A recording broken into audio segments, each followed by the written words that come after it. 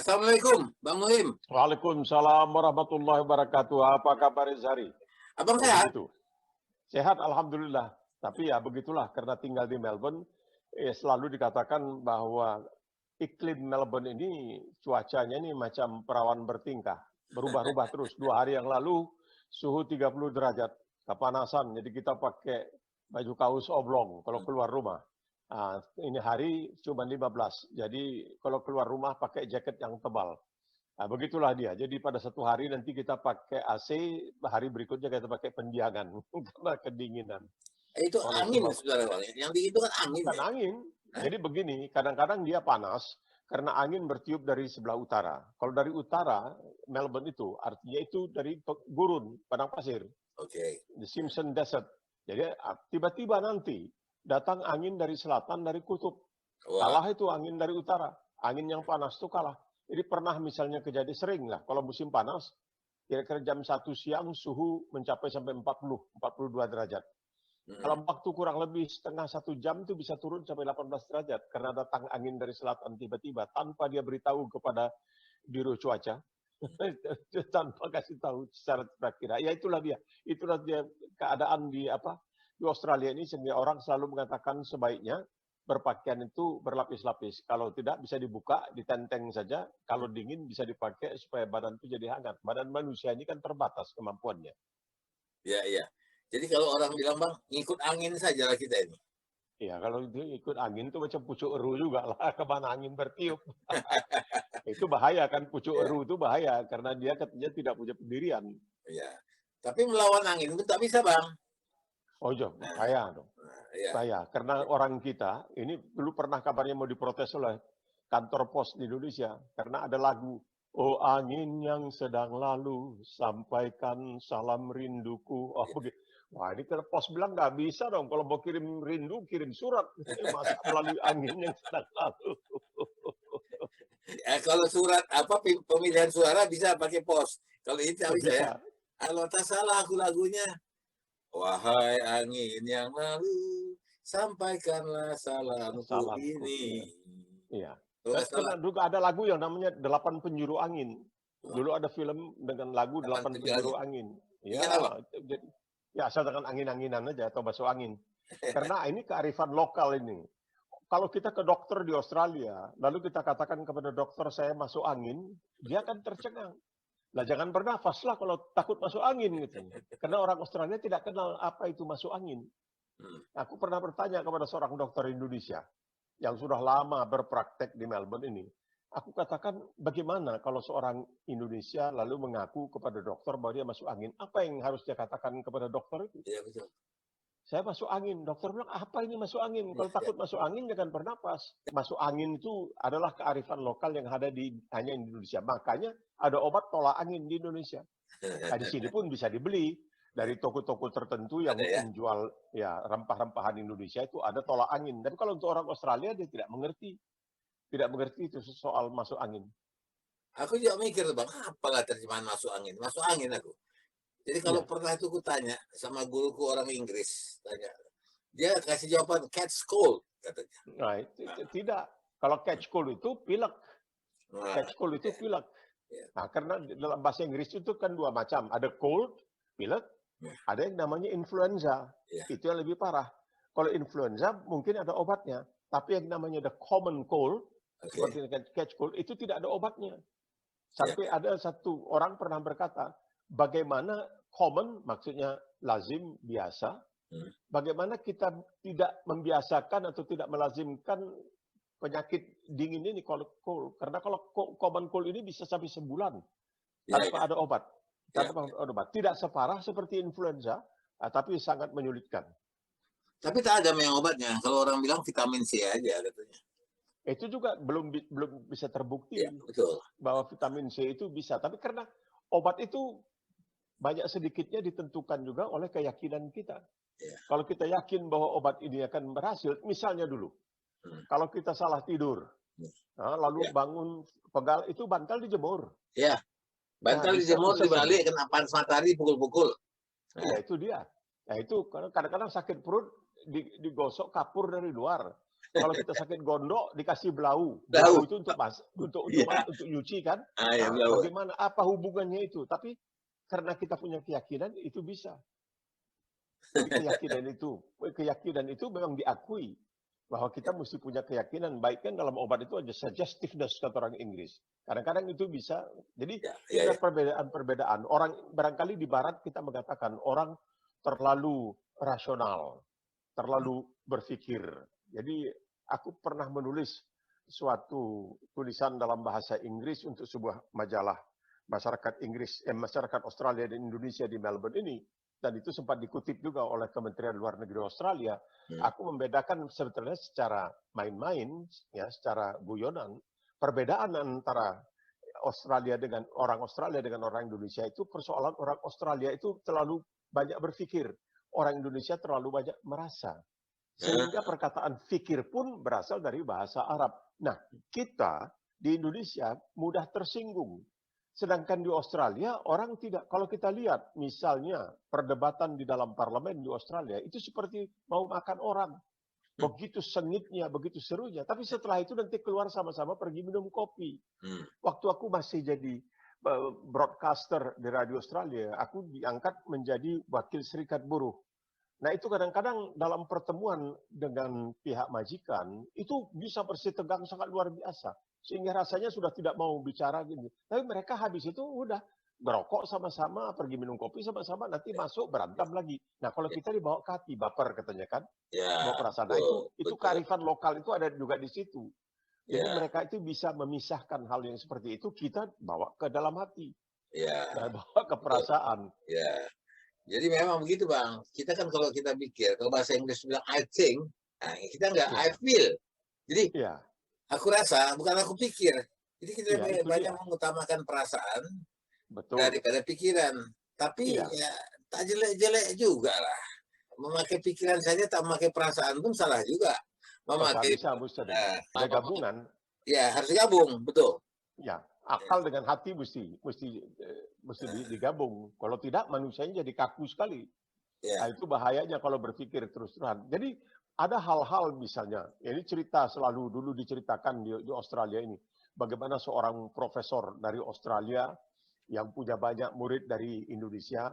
Karena dahulu dalam tahun 50-an, awal 60-an, Indonesia banyak sekali mengirimkan mahasiswa-mahasiswi untuk S1, belajar di Australia, S1.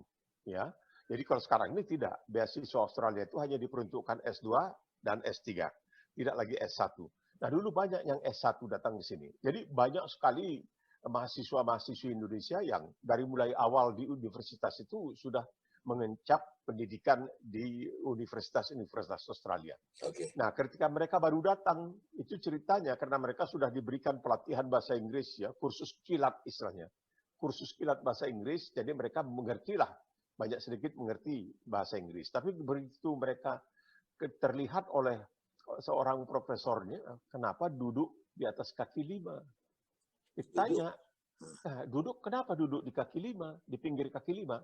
Oh, itu ada tulisan katanya, ada rambu jalan. No standing anytime, tidak boleh berdiri kapanpun. Oh, bukan, di situ standing mesti artinya berdiri, tapi dalam konteks ini artinya tidak boleh berhenti. Kendaraan tidak boleh berhenti di tempat ini karena ini dikhususkan untuk bus.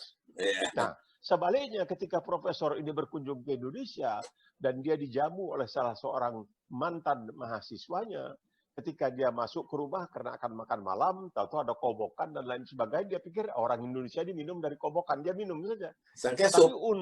ya dia minum saja, tadi pikirnya mau minum dari kobokan, ya dia minum.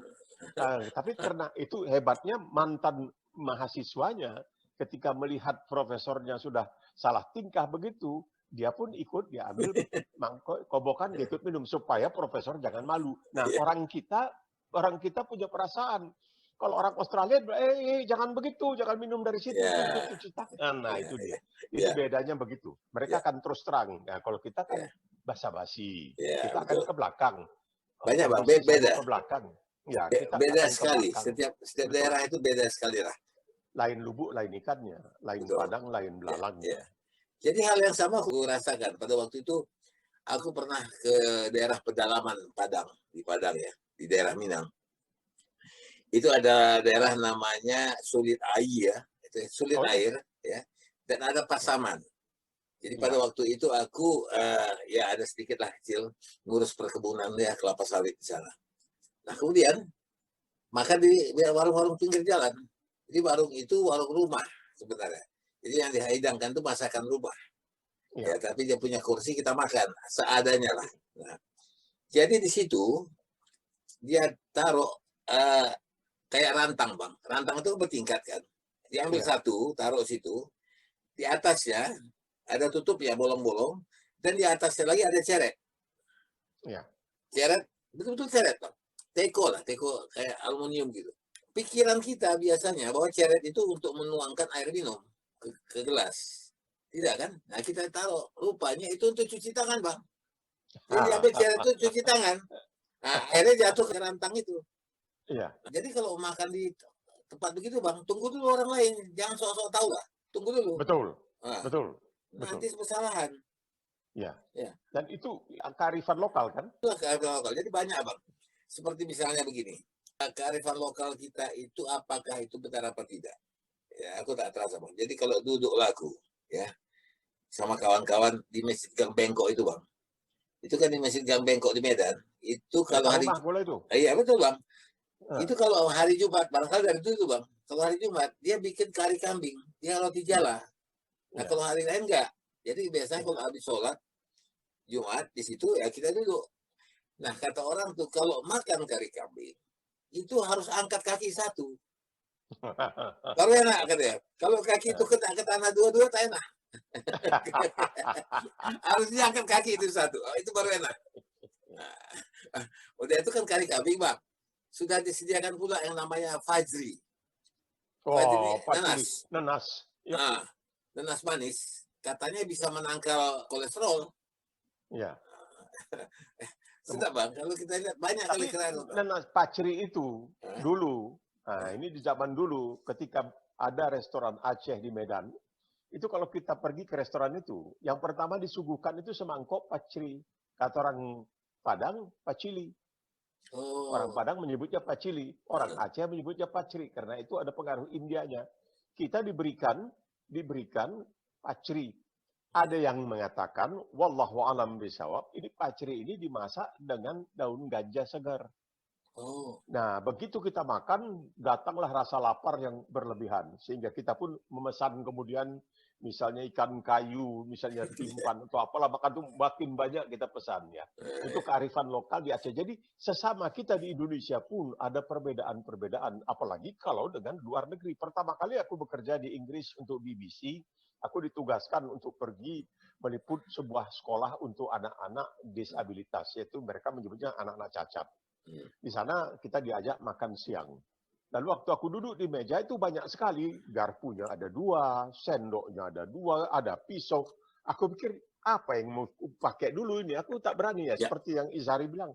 Kita tunggulah sampai orang itu dia ambil pisau ini, kita ambil pisau itu, dia ambil pisau, jadi supaya sama. Cuma kemudian aku baru tahu, cuma mereka sangat sopan tidak beritahu kepada aku bahwa makanan itu harus dipotong, tak boleh ditarik begini. Jadi dipotong dengan pisau. Ah, kita tarik itu karena pisau tak begitu tajam kan. Mereka mesti pelan-pelan dipotong dengan pisau. Ya itulah kita belajar dari pengalaman seperti itu. Karena pisaunya mereka itu bukan untuk memotong, untuk menggergaji, karena ada gerigi. Iya betul. Di mata pisau. Betul. Jadi mesti kayak pelan-pelan. Tapi orang kita tidak dipegangnya pakai garpu, ditariknya yang satu. Itu masih megang. Dipegangnya begini, tarik yang nah, itu sudah apa itu karena tidak. Mereka kan tidak mau makan dengan tangan seperti itu. Mereka menganggap itu kurang higienis, kurang bersih dan lain sebagainya. Tapi banyak misalnya perbedaan-perbedaan dalam soal yang disebutkan sebagai kearifan lokal. Ini susah sekali. Susah sekali. Misalnya ketika aku menjadi administrator, waktu itu Persatuan Renang seluruh Indonesia, sekretaris umum untuk Sumatera Utara. Ditugaskan dari Jakarta untuk mendampingi pelatih olahraga renang dari Amerika Serikat. Ini susah sekali untuk mengajari dia, supaya bagaimana dia dalam memperlakukan perenang-perenang dari Indonesia itu tidak seperti dia memperlakukan perenang-perenang dari Amerika. Aku katakan ini mesti dengan sangat strategis, dengan sangat hati-hati. Dia kemudian mengeluh. Dia mengatakan, setelah saya melatih renang, saya pulang ke tempat saya menginap, waktu itu di Mes Auri, itu semua makanan sudah dingin. Ada sayur kangkung dingin, jadi saya tidak pernah makan. Akhirnya dia kurus kering. Karena tidak bisa makan makanan dingin. Nah, aku katakan ini negeri panas. Jadi makanan itu tidak menjadi persoalan apakah waktu itu tidak ada microwave dan sebagainya. Tapi susah untuk meyakinkan dia bahwa memang kami di Indonesia lain dengan kamu di Amerika, agak berbeda. Di mana bumi dipijak, di situ langit dijunjung. Jadi memang susah.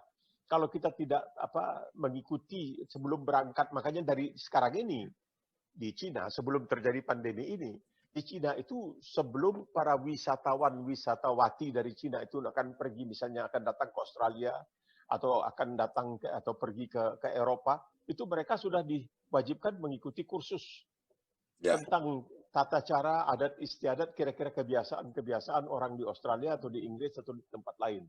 Jadi tidak bisa misalnya meludah seenaknya saja. Nah, sampai sekarang pun di tempat kolam renang tempat aku melakukan olahraga itu ada di mana-mana ditulis, please do not speed, harap jangan berludah. Lalu tanya kenapa ya? Karena orang Asia enak saja berludah kemana-mana. Iya, betul. Kemudian bersendawa juga dianggap sebagai sesuatu yang kurang sopan. Tabu. Padahal masih ingat N.Hadini, penulis. Dia menulis riwayat hidup tapi agak tipis ya, tidak terlalu. Bukunya yang terkenal itu Pada Sebuah Kapal. Ya, tapi dia menulis riwayat hidup Tengku Amir Hamzah.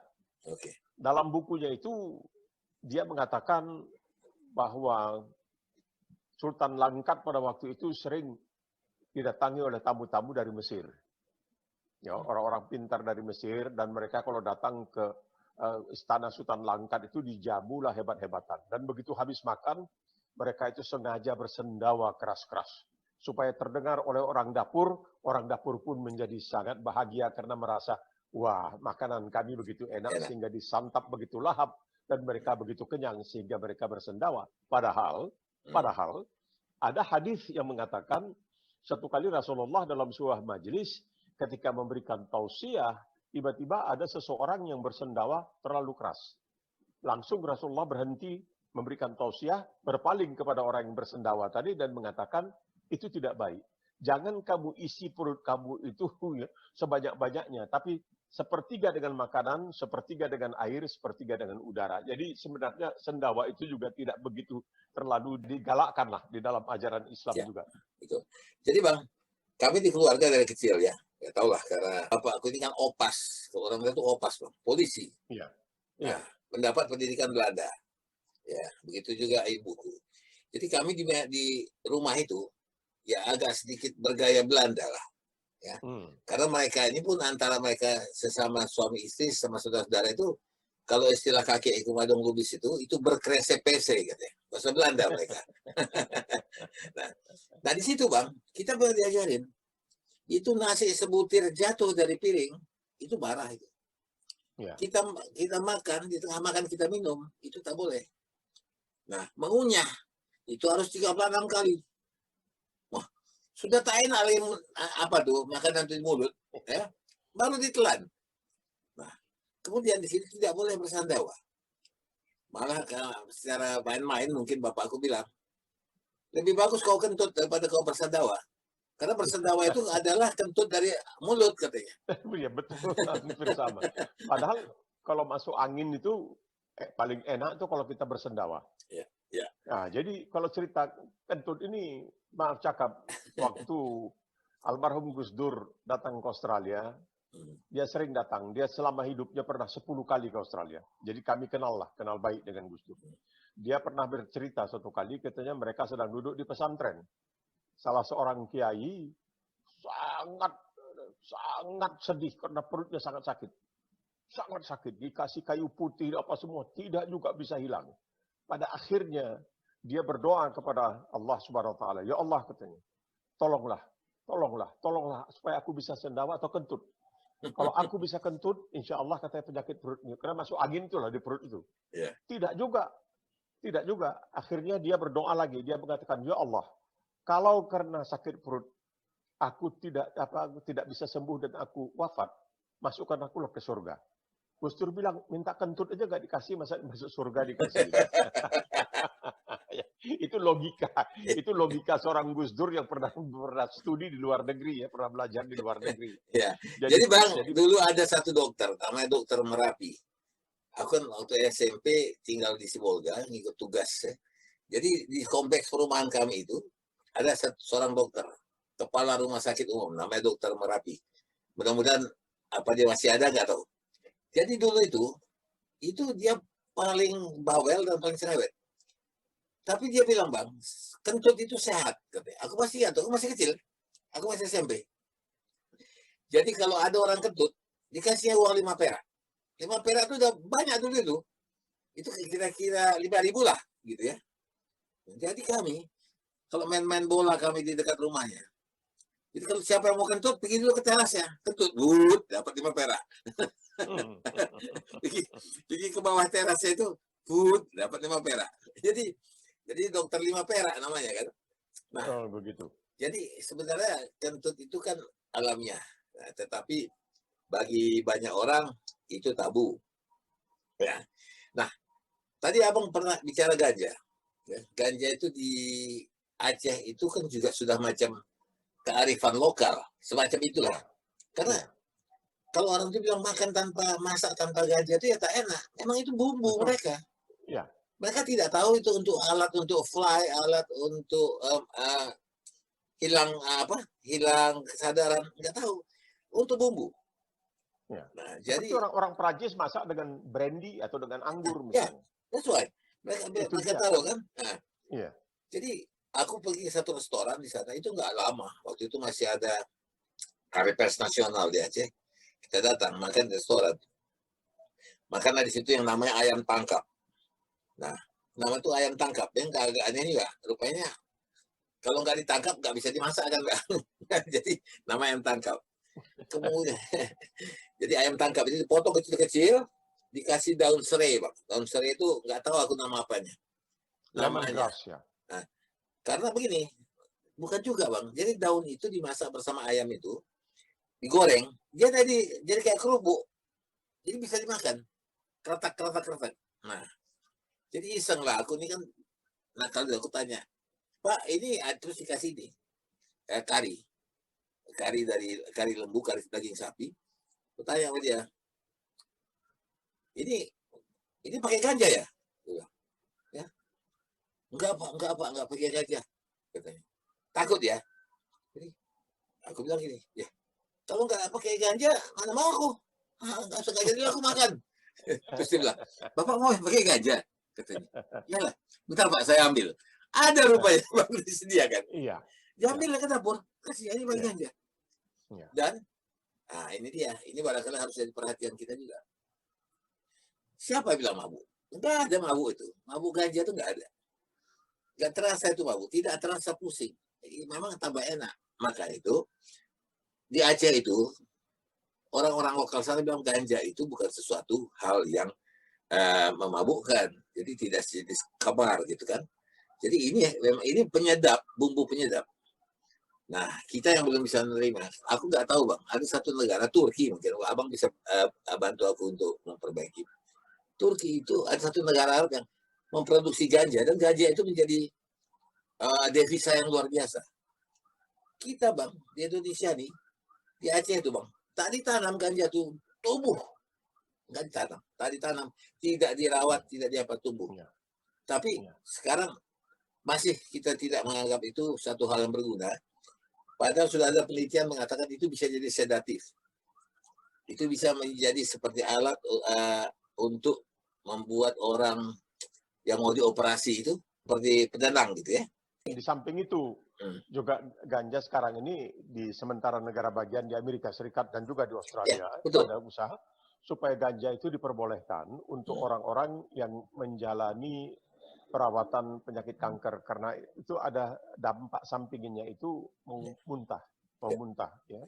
Jadi kalau dengan minyak ganja atau apalah namanya itu bisa menangkal. Tapi begini, ganja ini sebelumnya tidak dianggap sebagai narkoba, bahkan di Amerika.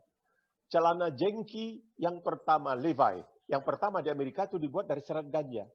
Oh iya. Kemudian tali-tali kapal dan lain sebagainya, sumbu-sumbu lampu itu dibikin dari ganja. Karena serat ganja itu dianggap sangat baik. Nah, apa yang terjadi ketika dalam tahun 20-an di Amerika Serikat diterapkan peraturan melarang penjual belian alkohol, maka dibentuklah suatu pasukan polisi khusus untuk mengamankan peraturan ini. Tetapi tidak berhasil. Pada akhirnya terjadi perdagangan gelap bawah tanah, pemerintah rugi. Alkohol tetap beredar, pemerintah tidak mendapatkan cukainya. Akhirnya diputuskan untuk menghalalkan dalam istilahnya alkohol. Maka ini polisi-polisi ini mau dikemanakan? Kalau nggak salah aku istilahnya itu moonshine ya. Moonshine itu artinya alkohol buatan secara gelap. Ya, betul. Buatan secara gelap. Nah, prohibition istilah hukumnya.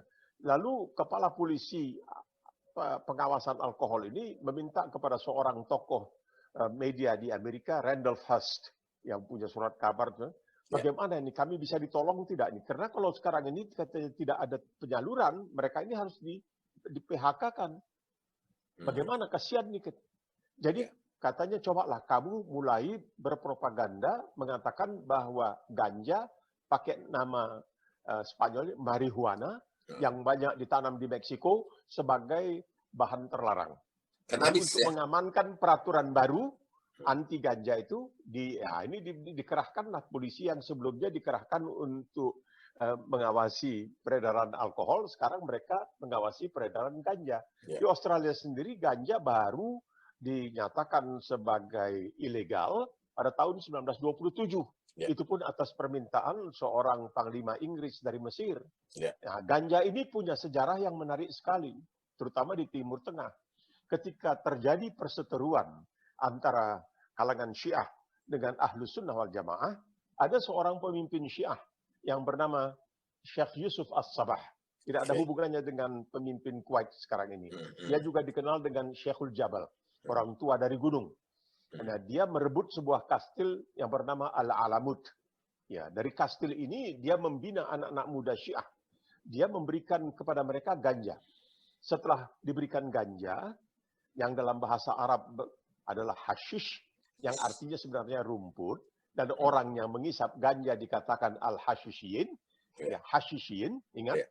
Nah, mereka ini diberi ganja, setelah itu dibawa ke sebuah taman, di mana putri-putri yang cantik dengan pakaian-pakaian yang sangat provokatif, menari-nari, dan kepada anak-anak muda yang sudah terpengaruh oleh ganja ini, mereka dikatakan, kalau kamu mati dalam pelaksanaan tugas membunuh para pemimpin Ahlus Sunnah wal Jamaah, kamu akan langsung ke surga dan diterima oleh perempuan-perempuan cantik ini.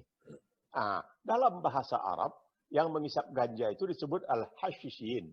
Orang Inggris tidak bisa bilang al-hashishiyin, dia bilang assassin. Itu kata assassin itu berasal dari perkataan ganja ini.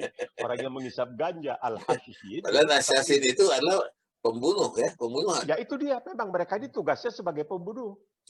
Cuma tidak dibayar, tapi mereka ini mendapatkan janji, iming-iming, kalau mati akan langsung ke surga. Jadi mereka tidak takut mati. Jadi gini Bang, kembali kita pada apa yang dinamakan kearifan lokal. Orang kan lihatnya sebagai local wisdom, ya. Ini banyak hal-hal yang aneh di seputar kita. Aku dari kecil, dan terkurasa aku tidak sendiri, Bang. Itu kita tuh dilarang oleh orang tua kita untuk kencing di sembarang tempat. Jadi ada kalimat, dilarang kencing di sembarang tempat. Ya kan? Jadi harus khusus. Tapi aku kan paling suka kalau kencing di luar. Jadi kalau aku di mana-mana pun, cari kamar mandi payah, walaupun di situ barangkali ada bisa numpang kamar mandi, tak mau, karena biasa jorok. Lebih enak kencing di bawah pohon. Lebih terbuka, sepoi angin, wah segar kan. Tapi kencing. Jadi bilang tuh, ya kau kencing sembarang tempat, bukan sembarang tempat, itu pohon. Pohon itu mesti dikasih vitamin, kencing kuning vitamin. Nah jangan dilarang Bang. Tapi untuk menakut-nakuti, entah benar entah tidak, wallahualam. Dia bilang apa? Kau jangan sembarang tempat. Terkencingi kau nanti anak setan, malah ibunya dibikinnya gembung kau punya tuh nanti katanya. Ada penunggunya di situ, ada penunggunya. Jadi kalau mau kencing harus bicara. Numpang Datuk, permisi Datuk, Masih begitu. Baru aman. Habis itu ludahi. Betul. Berarti abang sama aku. Habis itu diludahi. Kalau tadi itu kearifan lokal orang Medan itu. Kadang-kadang kita berpikir bang dengan logika. Aku bilang how silly ya. Kita ini how silly biar. Tapi nothing tulus kok. Apa salahnya sih? Enggak rugi juga lah. Iya enggak bang? Terus kemudian abang tahu dulu kita itu banyak hal-hal mistis seperti itu. Misalnya gini, kalau langit gelap, hujan, petir sudah mulai terdengar, itu nenekku yang paling heboh. Semua kaca cermin yang ada di rumah kami itu harus ditutup dengan kain. Ya, dia bilang romgur itu petir. Entah kenapa, awak lakukan. Nah, nggak tahu apa. Nah, kemudian ada pula caranya. Abang tahu kan, itu kan superstitious atau apa? Kalau kita mau mendatangkan hujan, siram aja kucing. Nah, mandikan kucing, siram kucing itu pasti hujan. Nah, dan untuk memberhentikan hujan, ada juga bang. Katanya ambil lidi, ambil bawang cabai, tusuk ke lidi itu. Nah, taruh di bawah pohon. Taruh di beberapa tempat. Nggak akan datang hujan tuh katanya. Entah kawan-kawan ini. Kalau kita main layangan kan, manggil angin mesti besiul kan? Iya. Mesti besiul untuk manggil angin. Masih apa istilah itu? Iya, supaya angin datang. Iya betul. Lu kagak datang. Iya, tapi ada satu kearifan lokal yang sangat menarik. Ini ditulis oleh seorang India dari Inggris, Muslim. Namanya Ed Hussein. Dia menulis buku tentang sejarah Islam. Bagus sekali bukunya. Di situ dia ingin menunjukkan perbedaan. Nah, inilah kearifan lokal antara Barat dengan Timur, dalam hal ini Afrika. Dia mengatakan suatu kali, seorang miliarwan dari Amerika berkunjung ke Afrika. Dia pergi ke desa-desa melihat keadaan. Di suatu desa, dia dijamu oleh kepala desa. Duduklah di luar dengan kursi, bawakan minuman. Pada hari Jumat pagi, dia melihat begitu banyak anak-anak berbondong-bondong, berduyun-duyun, masing-masing membawa botol-botol plastik yang besar-besar. Lalu dia bertanya kepada kepala desa, ini anak-anak mau kemana? Kenapa tidak sekolah? Oh nanti Tuan, mereka ini harus pergi ke sungai untuk mengambil air. Jadi perjalanan pergi pulang ini makan waktu hampir 2 jam. Tiap Jumat mereka itu dikerahkan oleh para orang tua mereka supaya pergi mengambil air. Oke, baik. Dia diam-diam pulang kembali ke Amerika, dia panggil anak buahnya, para ahli, dia mengatakan, coba kalian lakukan suatu penelitian bagaimana seharusnya menyediakan air di desa-desa di Afrika sehingga anak-anak itu bisa sekolah dan tidak harus pergi tiap hari Jumat bawa botol yang besar-besar untuk mengambil air, botol plastik. Maka dibangunlah pompa-pompa semua. Semua di tiap desa itu ada pompa. Jadi anak-anak. Tapi ketika setahun kemudian dia kembali ke desa itu, dan dia lagi duduk-duduk dengan kepala desa, dia lihat anak-anak ini pagi Jumat ini berbondong-bondong lagi. Bawa botol plastik yang besar-besar. Lalu dia mengatakan kepada kepala desa, lah saya kan sudah bangunkan katanya pompa ini tidak bekerja. Mungkin karena tidak dirawat, sekarang tidak bekerja. Oh tidak Tuan, kata kepala desa. Pompa ini masih bekerja. Lalu kenapa anak-anak ini masih pergi perjalanan pergi pulang itu 2 jam untuk ngambil air? Begini Tuan, kata kepala desa. Barangkali Tuan tidak melihat bagaimana kecilnya rumah kami. Sehingga kami itu katanya tidur semua anak beranak di satu kamar. Kalau ada tamu pun dijamu di kamar itu. Nah, kan perlu waktu antara ayah dan ibu untuk hanya berdua-duaan. Jadi manfaatnya setiap hari Jumat itu anak-anak pura-pura disuruh ngambil air supaya tidak berada di rumah, supaya ayah dan ibu bisa berdua-duaan dan melakukan apa yang biasanya dilakukan oleh suami istri. Nah itu dia kearifan lokalnya. Betul. Ya, aku masih teringat dengan masa kecil ya Bang. Dulu itu sempat juga lagu pakai jimat Bang. Harus pakai jimat. Bungkusan petak kecil warna hitam. Barangkali setengah kotak korek api lah itu. Setengah kotak korek api. Gitu. Itu entah apa isinya, diikat pakai tali hitam juga. Ditaruh di leher itu. ditaruh. Surat Yasin barangkali. Nah, nggak tahu. Tapi harus dipakai. Atau Ayatul Kursi. Nah, itu nggak pernah tahu aku. Karena tak boleh dibuka. Nah, nggak boleh dibuka. Katanya supaya jangan kesambet. Bahasa Medannya bukan kesambet. Keteguran. Keteguran. Pokoknya disapa. Jangan disapa kau. Kalau disapa setan nih kau, bisa sakit katanya. Ya. Itu masih kita pakai. Itu banyak kawan-kawan yang pakai. Dan itu juga bukan hal yang memalukan. Ada orang yang kalau perempuan dipakainya di perut. Ya, di pinggang. Nah, di pinggang. Kalau kita di sini masih ada foto aku pakai itu, Bang. Nah, ya. Kemudian ada lagi hal-hal yang membuat kita masih mengikut kadang-kadang ya. Tai besi, aku nggak tahu apa namanya. Tai besi itu hitam bentuknya macam mana. Itu harus ditaruh di setiap sudut ruang. Macam ruang kerjaku ini, di 4 sudutnya harus dibikin. Nah, mungkin yang paling dekat logikanya aku ambil berpikir adalah ini adalah semacam aura. Memberikan aura. Ya, nah. Jadi ada lagi, mungkin abang ingat. Rumah yang tusuk sate, itu tidak baik untuk ditinggali. Tidak baik untuk usaha. Jadi pertigaan itu, rumah begini tidak boleh begini. Jadi, tapi katanya ada penangkalnya. Kalau orang Cina, dia suka juga tuh rumah yang tusuk sate.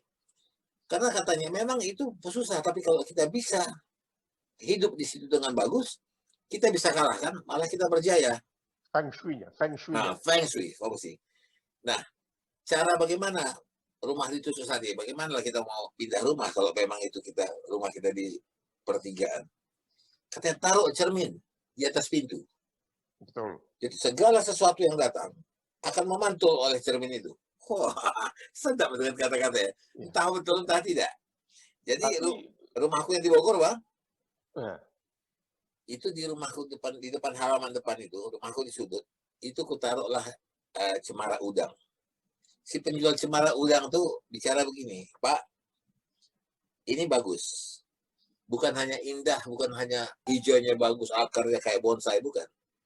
Itu kalau ada orang yang bermaksud baik kepada Bapak, kepada rumah ini, maka daun dari cemara udang ini akan layu lebih dulu. Layu. Itu tanda-tanda bahwa Bapak sedang diserang. Entah karena terkena rayuan, aku beli juga lah. Sekarang udah jadi pohon, tinggi kali. Jadi Bang, aku melihat begini, ini bukan kita saja Bang. Kalau kita lihat juga di luar negeri, di Eropa, di Amerika, juga orang tuh mengenal yang dinamakan apa itu?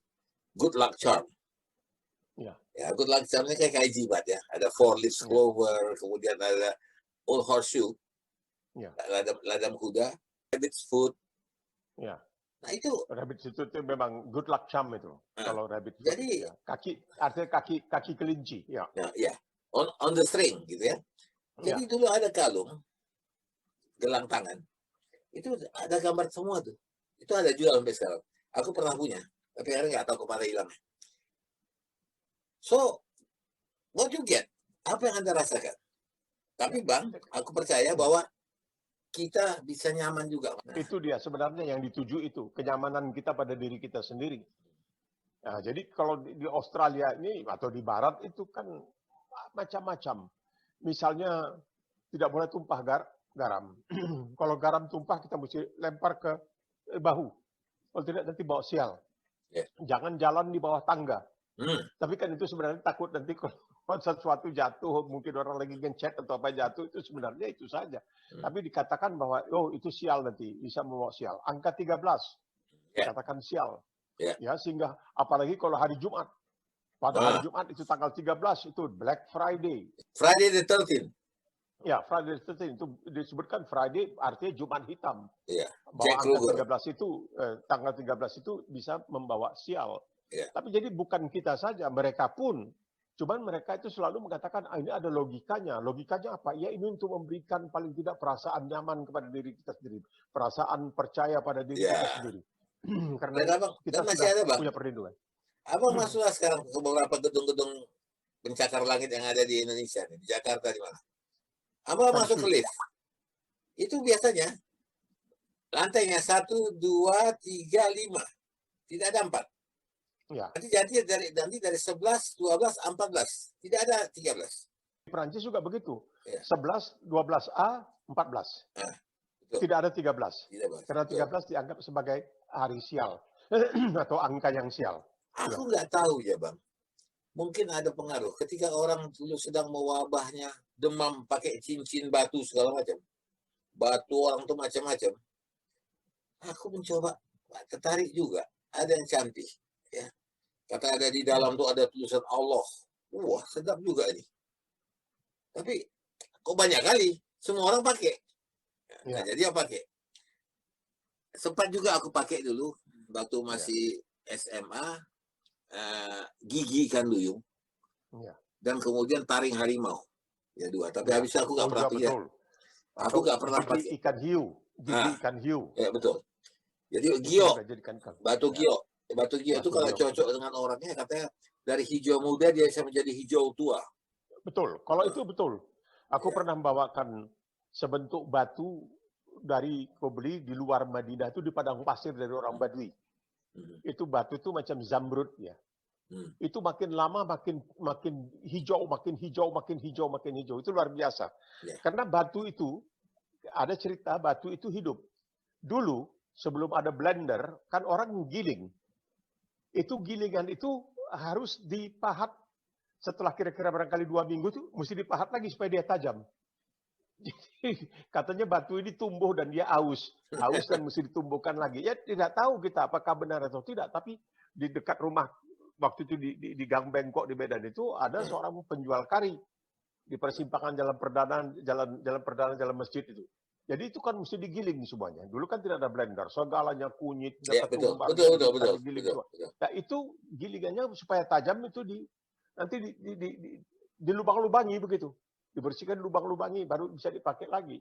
Jadi sebenarnya memang itu ada dan orang juga ada yang percaya, ada yang tidak percaya. Tapi masalahnya orang-orang yang pakai cincin seperti perkataan Allah Subhanahu wa taala atau pakai kalung dengan Allahu Akbar atau Bismillahirrahmanirrahim. Jadi ada ulama mengatakan ini masalah. Bagaimana kalau kamu harus masuk ke kamar kecil? Apakah kamu akan membawa ini? Katanya. Sedangkan itu katanya tidak hormat dan apa itu mesti dibuka di mana ditinggalkan nanti bisa dicuri orang dan lain sebagainya. Jadi hal-hal yang seperti ini sebenarnya tidak begitu dianjurkan lah. Di dalam Islam paling tidak itu tidak dianjurkan karena itu dianggap sebagai kepercayaan pada sesuatu yang tidak bisa berbuat sesuatu apa terhadap diri kamu. Seperti ya kisah Nabi Ibrahim alaihissalam dituduh dia telah menghancurkan berhala-berhala kecil di sebuah tempat kebaktian. Waktu dia dipanggil dan katakan ini perbuatan kamu ya, menghancurkan berhala-berhala kecil. Tinggal yang besar, yang paling akhir itu ada satu yang paling besar. Tidak.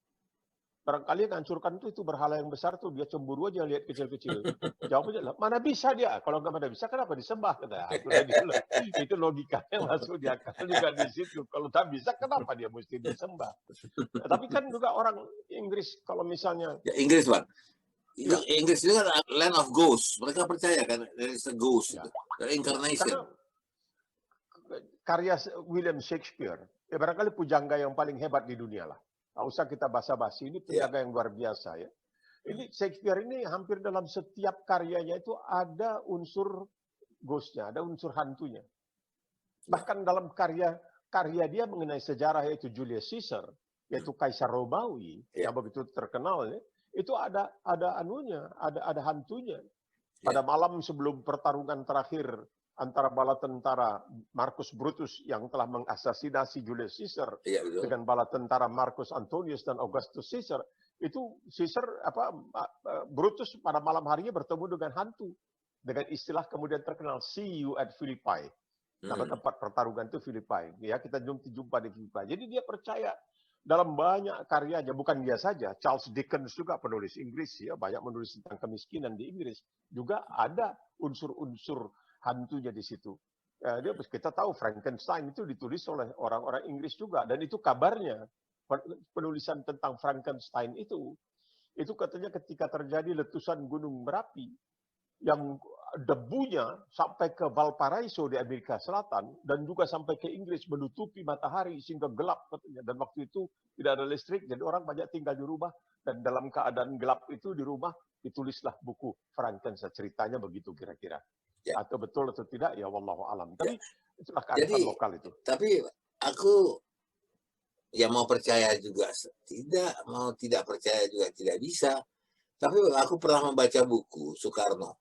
Simpel sekali. Ini hanyalah riwayat itu Soekarno, Cindy Adams. Nah di situ katanya Soekarno pada waktu dibuang dia ke Bengkulu ya, kalau tidak salah, dia itu termenung di tepi laut memandang. Kemudian dia lihatlah nasibnya. Dari suka miskin, dia lihat perjuangan apa yang dia bisa lakukan untuk Indonesia. Nah, karena waktu di penjara suka miskin dia dikasih cincin sama seorang tua yang dia tidak kenal. Dia pakailah ini kau akan selamat. Tapi pada saat itu dia murung karena dia terbuang kan di pengasingan. Nah tiba-tiba entah dari mana timbul kesadarannya, dia ambil cincin tuh, dia lempar cincin tuh ke laut, dia buang, dia bilang, hai batu, kau hanya batu, kau tidak bisa mempengaruhi hidupku, dan hidupku tidak tergantung pada kau. Ya.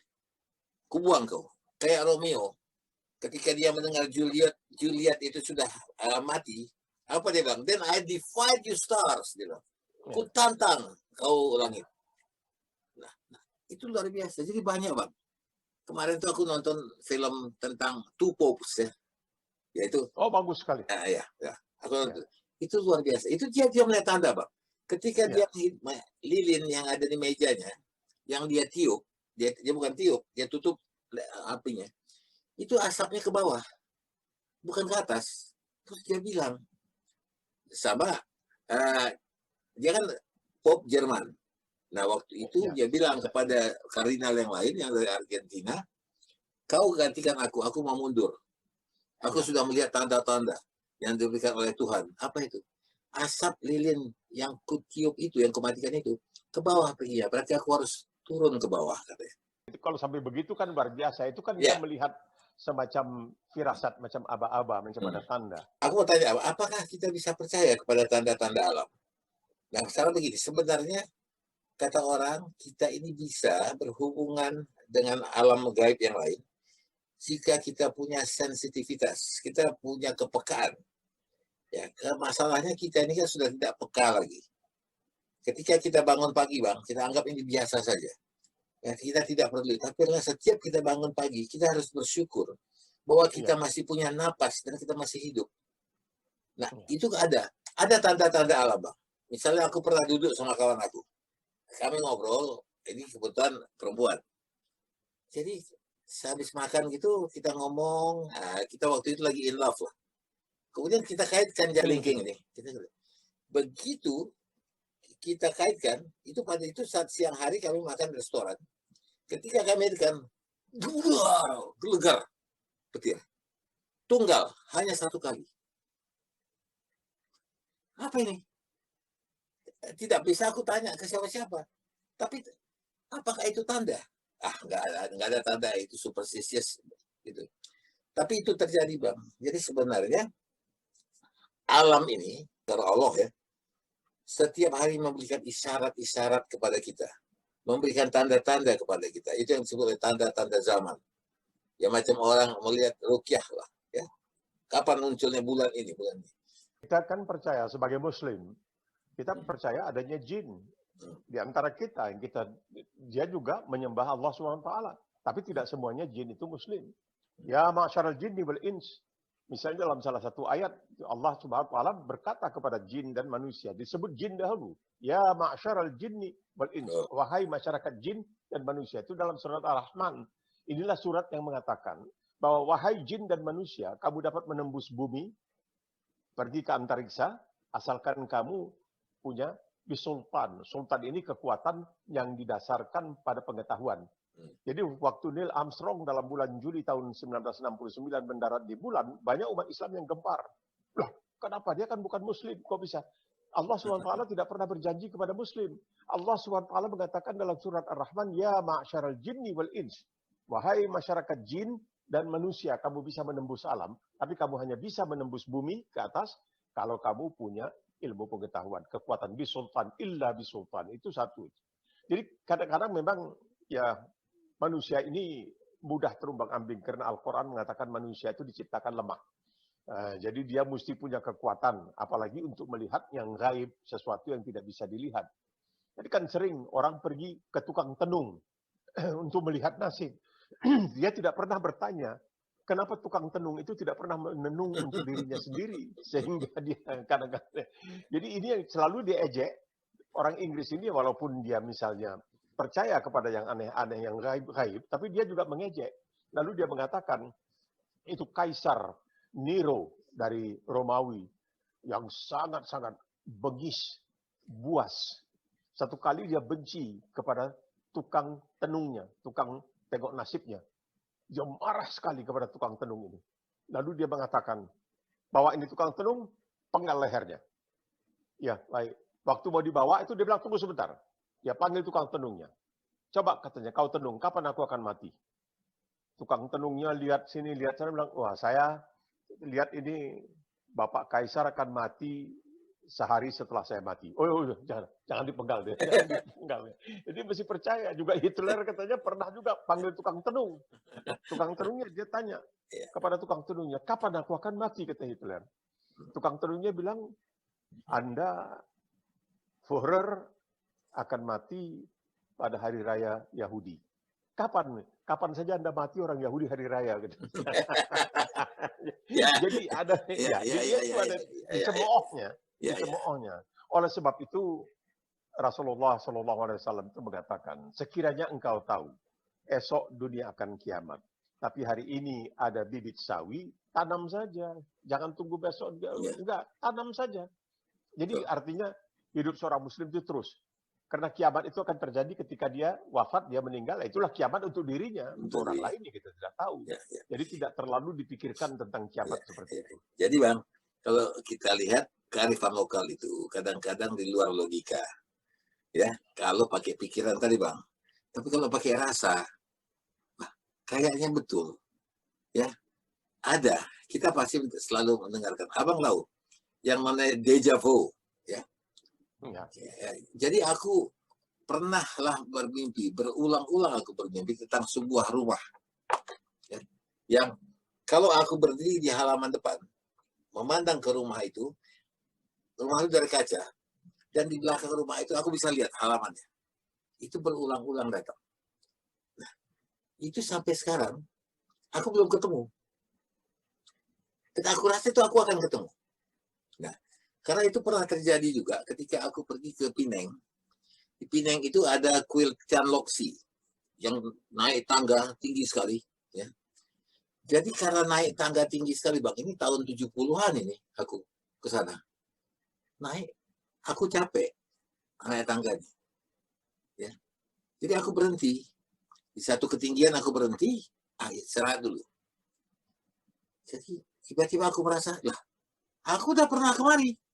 Lah, udah, persis. Deja vu. Ya. Nah, di sini aku ini, di sisi kiri aku di atasnya ada lonceng. Besar. Lah, aku udah lihat. Terus aku lihat ke bawah, Bang. Ada kolam yang isinya semuanya kura-kura. Ya. Nah, penuh tuh. Jadi hampir permukaannya itu semua kura-kura. Nah, aku pernah lihat. Terus aku lihat ke jalan tuh ada 2 orang yang lagi pacaran jalan. Aku lihat, loh, aku pernah lihat mereka ini loh. Padahal that is the first time that I was in Pinang. Deja vu. Jadi katanya kita melihat terus, Bang. Nggak tahu, kita tuh bisa melihat terus. Jadi ada kawan aku yang mungkin agak steheng. Kau berbakat kau jadi dukun katanya. bisa kau lihat masa depan. Bang, jadi lucu juga hidup kita ini. Kita percaya pada Allah Subhanahu wa Ta'ala, kita percaya juga pada tanda-tanda alam. Kita hidup di antara pikir dan rasa. Ya. Dipikir tak bisa, dirasa bisa. Atau sebaliknya. Nah, itu tergantung Anda nyaman atau tidak. Jadi kenyamanan sebetulnya. Misalnya Bang, kalau aku naik mobil, lewatlah kucing dari kiri mau ke kanan, dari kiri aku. Itu katanya mau buat sial. Tapi kalau dia dari kanan ke kiri, itu mendapat keberuntungan. Jadi kadang-kadang bodoh, Pak, berhenti ya, Pak. Balik. Balik. Nah, kucing ini kan ajaib. Kucing ini kan juga adalah binatang fatwa lah yang ditayangi oleh Nabi. Iya. Ya.